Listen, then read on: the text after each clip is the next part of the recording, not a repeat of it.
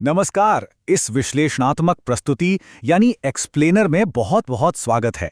आइए आज एक ऐसी दिलचस्प दुनिया में चलते हैं जहां हमारे रोजमर्रा के साधारण शब्द एक मैजिक ट्रिक की तरह काम करते हैं।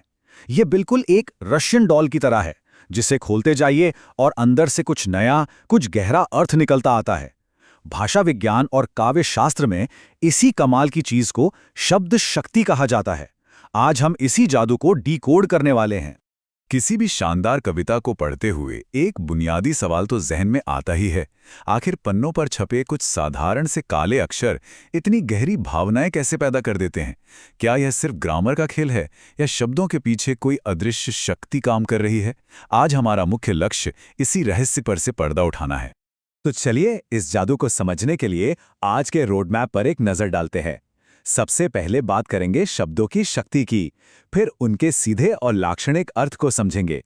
उसके बाद व्यंजना के असली जादू में गोता लगाएंगे, शाब्दी और आर्थी व्यंजना का फर्क देखेंगे और आखिर में समझेंगे कविता की असली आत्मा को। तो शुरुआत करते हैं सबसे बुनियादी चीज से, यानी शब्दों की असली शक्ति। काव्य शास्त्र की दुनिया में एक बहुत गहरा कॉन्सेप्ट है जिसे औचित्य कहते हैं। औचित्य का मतलब है अभिव्यक्ति की सटीकता। इसे ऐसे समझें जैसे किसी पजल का बिल्कुल सही पीस। जब कोई शब्द अपनी एकदम सही जगह पर बैठता है तभी वो पढ़ने वाले को सीधे भावनाओं के कोर तक ले जाता है।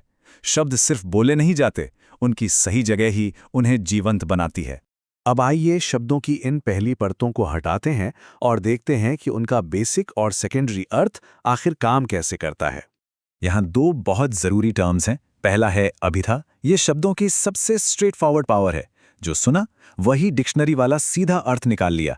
इसमें कोई साहित्यिक चमत्कार नहीं होता। दूसरी तरफ है लक्षणा। ये तब सीन में आती है जब सीधे अर्थ से काम न चले, यानी जब मुख्य अर्थ में कोई लॉजिकल रुकावट या बाधा आ जाए तब हम जो एक घुमावदार अर्थ निकालते हैं वही लक्षणा है। इस मजेदार उदाहरण को देखिए। गंगा में गांव है। अगर हम इसका सीधा अभिधा वाला अर्थ निकालें तो इसका मतलब होगा कि पूरा का पूरा गांव नदी की बहती धारा के बीचों बीच बसा है। जाहिर है कोई भी रियल एस्टेट का ऐसा भयानक डिजास्टर नहीं चाहेगा। यहीं पर मुख्य अर्थ में बाधा आती है और हमें लक्षणा का चश्मा पहनना पड़ता है।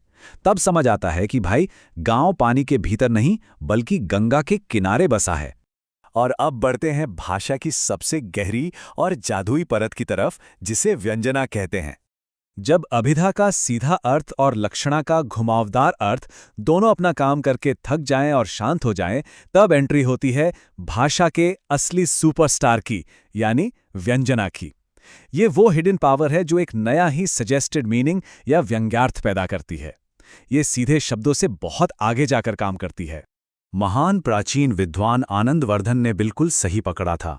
उन्होंने स्पष्ट किया कि यही अव्यक्त या सुझाई गई शक्ति, जिसे ध्वनि कहा जाता है, वास्तविक काव्य को किसी भी सामान्य लेखन से अलग करती है। यही ध्वनि और व्यंजना ही है जो किसी कविता में असल जान फूंकती है। इसे एक और उदाहरण से समझते हैं। मुर्गे ने बांग दी। सीधा अर्थ तो बस इतना है कि एक पक्षी ने आवाज निकाली, लेकिन व्यंजना के कारण ये आवाज सुनने वाले के हिसाब से अपना अर्थ बदल लेती है। एक गहरी नींद में सो रहे इंसान के लिए इसका मतलब है, अरे उठ जाओ वरना ऑफिस के लिए लेट हो जाओगे। और रात भर जागने वाले वॉचमैन के लिए इसका मतलब है, चलो शिफ्ट खत्म हुई, अब सुकून की नींद सोऊंगा। यही है व्यंजना की कमाल की खूबी। चलिए अब ये भी समझ लेते हैं कि आखिर ये सजेशन शब्द और अर्थ के लेवल पर काम कैसे करता है। व्यंजना मुख्य रूप से दो तरीके से काम करती है। अगर ये पूरा जादू किसी ऐसे शब्द पर टिका है जिसके एक से ज्यादा अर्थ होते हैं तो उसे शाब्दी व्यंजना कहते हैं। और जब किसी शब्द का सिर्फ एक ही मतलब हो, जैसे पुस्तक, लेकिन फिर भी उससे कोई गहरा संदेश निकले, तो उसे आर्थी व्यंजना कहा जाता है। इस पॉइंट को थोड़ा और क्लियर करते हैं। पानी शब्द को ही लें। रहीम के उस मशहूर दोहे में पानी का अर्थ जल भी है, चमक भी है और इज्जत भी। अब अगर पानी की जगह वहां जल शब्द रख दिया जाए तो चमक और इज्जत वाली पूरी फीलिंग ही गायब हो जाएगी। इसका मतलब क्या हुआ? यही कि शाब्दी व्यंजना पूरी तरह से उस खास शब्द के चुनाव पर ही टिकी है। शब्द बदला तो जादू खत्म।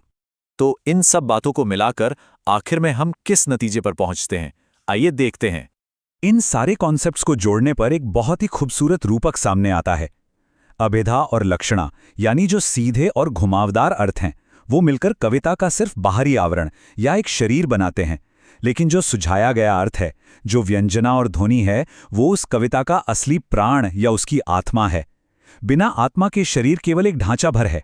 ये पूरा प्रोसेस कुछ ऐसे काम करता है। पहले साधारण शब्द रचनात्मक रूप से एक साथ आते हैं, फिर वे एक प्राइमरी स्ट्रक्चर तैयार करते हैं।